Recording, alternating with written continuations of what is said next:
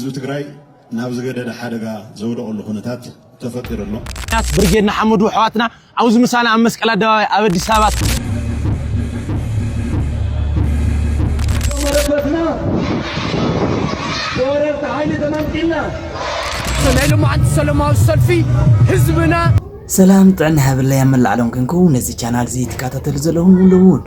كم تلوم دام محور ميدياتات ازيم ازرار زخون زعاتات حزلكم قريلو اسكا فيديو مጨረሻ حبركم نصن حب خبر يقدم لومي ابزي ترخبنالو مخنيات كمتي زبال زنوره اب تግራይ አንጸላሊ ዘሎ ናይ ስጋት ደመና ክቅንጠጥ ልዕል ኩሉ ግን ውዕል ፕሪቶሪያ ብስተማለ መንገዲ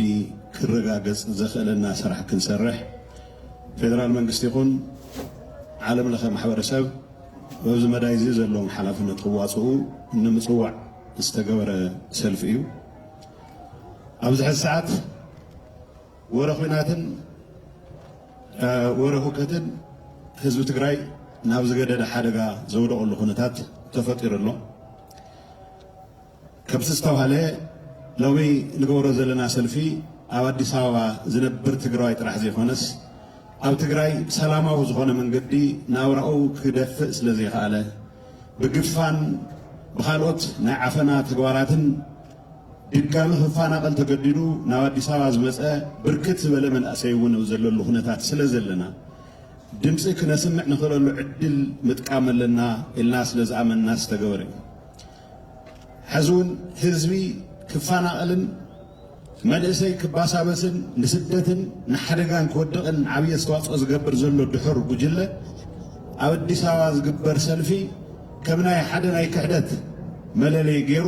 ክስእሎ ይፍትን ኣሎ ሰማዒ የብሉን እምበር እዚ ኣካይዳ እዚ ካብኡ ዝተፈልየ ብዝኾነ ይኹን መንገዲ ኣካይዳ ዘሎ ኩሉ ወገን ከም ፀልኣ ዝቆፅር ካልእ ሲትረፍ ግፋእ ጠጠው ይበል ዝበሉ ቅዱሳት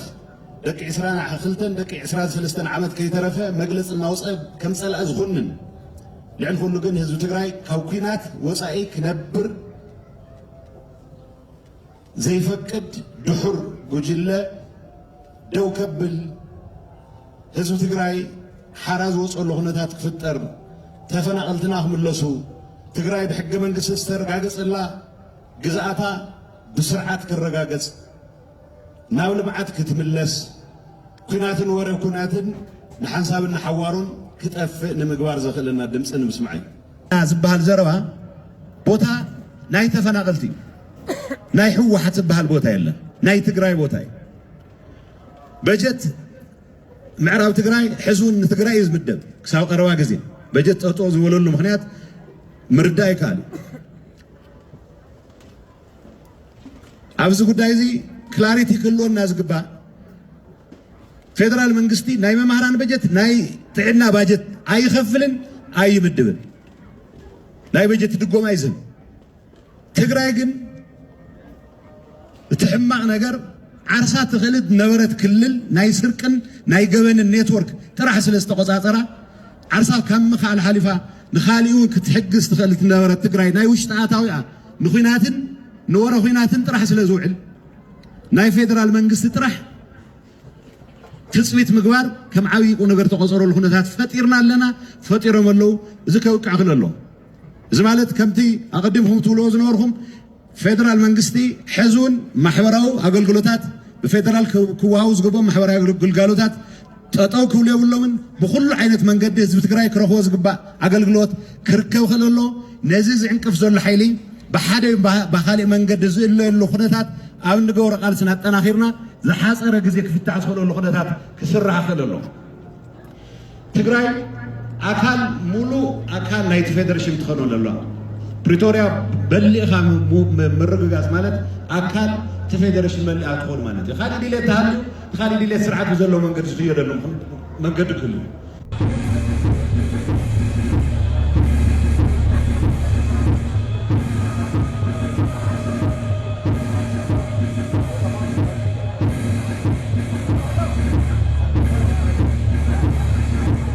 ኣብ ፀረ ደርጊ ዝተኸፈለ መስዋእቲ ኣብ ኢቲ ኤርትራ ዝተኸፈለ መስዋእቲ ኣብ 2013 ክሳብ 2015 ዝተኸፈለ መስዋእቲ بملؤ مجرشا وصيتو ناي حزب تግራይ مصاع عدل مستخال زيان مغبار كا كلنا ايدي تتحيزنا كنقالس علنا بالبز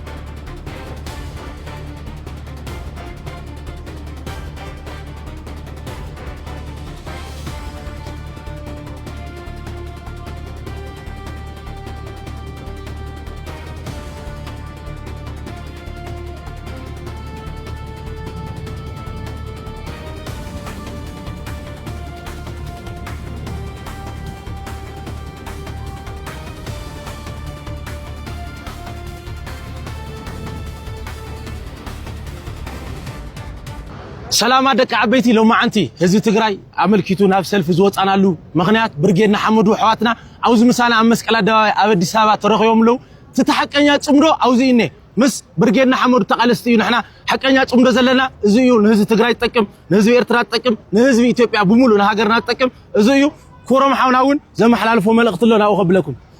አንየለይ ልዕል ዚ ዓወት የለን ሕዋትና እንኳ በሰላም መጻኹም ህዝብ ትግራይ ህዝብ ኤርትራ 56 ዓመት ناتشت ناب دفاع ناب موت كوزا تمرت حريمو هذي توم إرتراويان حواتنا زرخوا نور تجراي زرخوا نور نجر تتقال لنا بتجراي أتيلا ممهرهم إسايا زخونو نحو حسابات سو إرترا زلوا حماق نجر كندز استخاخلو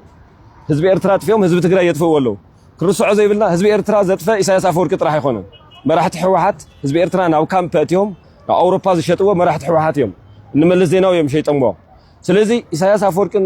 مرحت حوحاتن كل جزء مسارحتي مناقدتي يوم حزبهم شيطهم زي يصقبوا أرمنيتات يوم أبزلنا عن إحنا ناي سلام سواتنا حزبنا سلام كركب سلام كعتب سلام كفرنا ندلي لازم أخهم كبرتها هبلنا بتعمي زخور نجر خبرتها هبلنا لأن زي سلام يلا لأن زي كبر يلا خبرتها هبلنا حواتي غنينا ثانك يو مرفتنا دورت عائلة تمنتنا تجارب مهنا درسنا تجويزوا معرات تجاي تجايو دومو تجاي تجايو فتحي نتواهد معرات تجاي تجويزوا معرات تجاي ህወሓት ያው ከባለፈው ስህተቱ የማይማር ክሪሚናል ግሩፕ ነው ዛሬ አይደለም ህገወጥ የሆነው ሲጀመርም ሲፈጠርም ህገወጥ ነው ቡድኑ ራሱ ነው አፈጣጠሩ አደረጃጀቱ ህገወጥ ነው ስለዚህ ስህተትና ማለት አላስፈላጊ ህገወጥ የሆኑ ስራዎችን ከመስራት